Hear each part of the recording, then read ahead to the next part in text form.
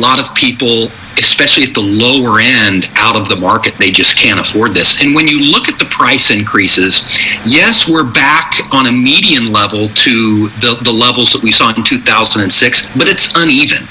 The more expensive homes, those that are $800,000, $900,000, $1 million, those have not reached their previous highs. Mm-hmm. And so what this story tells is that it's the lower price homes that have come up in value. Obviously, that's where all of the demand is available. Again, communication is key here. Give them the heads up that you are unemployed and you're unable to, and give them a sense of what your situation is. Some credit card companies are waiving late fees, cell phone providers offering reduced rates, or putting accounts on hold.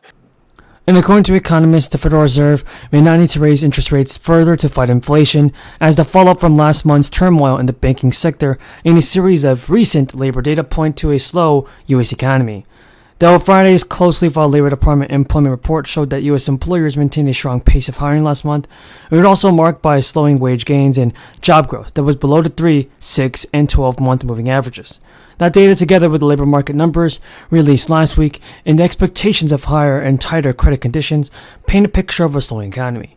The Federal Reserve, over the past year, has embarked on one of the most aggressive rate hikes in decades to curb price pressures, and has forecast the borrowing cost will remain around current levels to the end of 2023.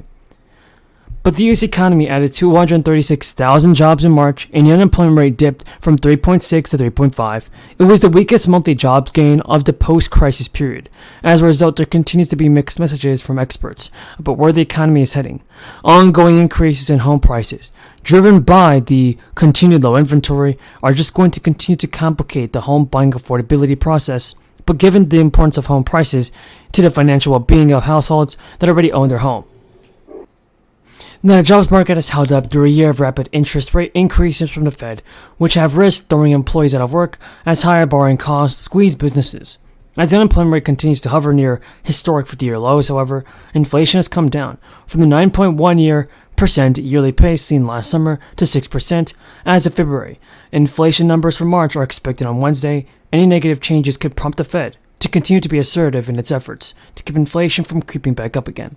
Many are wondering how this could affect monthly benefits, and Mary Johnson, an analyst for the Senior Citizens League, warns that a recession in 2023 could have severe consequences for your Social Security. She said the majority of funding for the benefits comes from payroll taxes, but high unemployment during an economic downturn could cause a significant worsening in the finances of Social Security trust funds. In addition, an abrupt turn to deflation could mean that there may be no COLA payable in 2024. The Congressional Budget Office recently released a report that shows the federal deficit has reached $1 trillion in the first months of the year. The number is $430 billion higher than the shortfall recorded during the same period last year. So as spending rose 13% from the previous 6-month window, and revenues fell by 3%.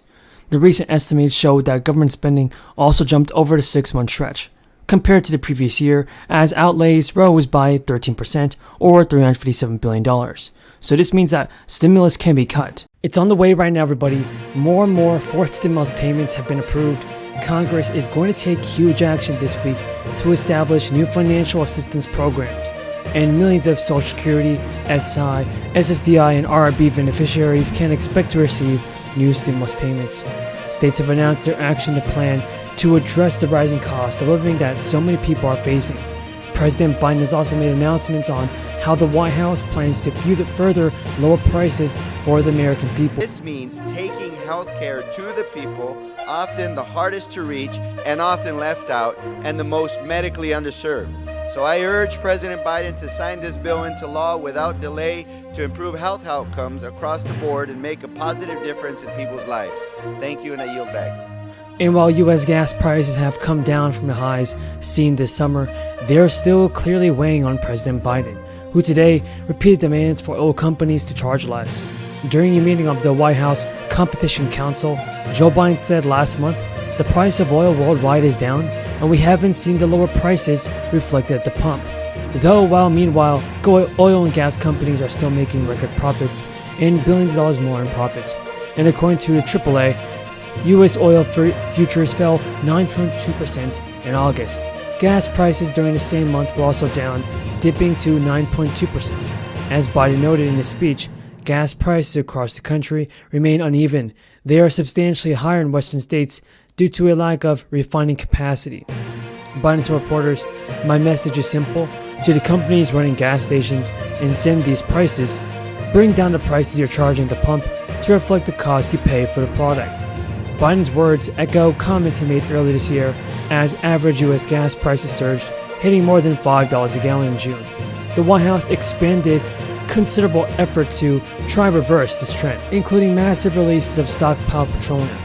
Gas prices have fallen since that peak by more than $1 on average, helped by the decline for international oil prices amid the impact of the crisis and speculation found around the effects of a global economic slowdown.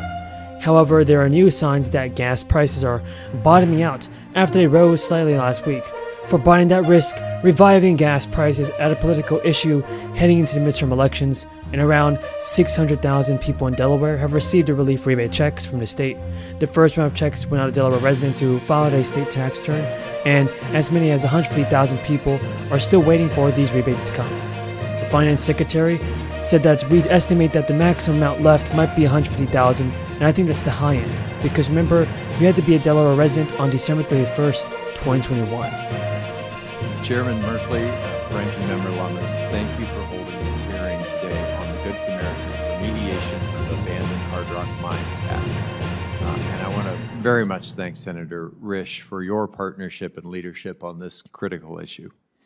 Across the country, old abandoned hard rock mines leak heavy metals and other pollutants into waterways every day. We've certainly seen this with the Animas River and its travails in New Mexico. These mines, which produced metals like lead and gold, iron and silver, contributed vital materials to the industrial development of our nation over the last century. In fact, both my father and grandfather worked in this industry. But in some cases, the companies that operated these mines shut down, went bankrupt, or just disappeared, leaving behind mine sites that pollute our lands and waters. We should hold responsible parties accountable for pollution. In fact, any company that has a historical, legal, or financial relationship to a closed mine is required by law today to clean up that site, and that's appropriate. But there are literally tens of thousands of abandoned hard rock mine sites that are truly abandoned. No person, no company that was involved in the operation or the ownership of the mine still exists and can be held accountable for that site. These mines are just there, year after year, in some cases polluting our water and destroying habitat for fish and wildlife. Now, one factor that keeps unrelated third parties from voluntarily cleaning up these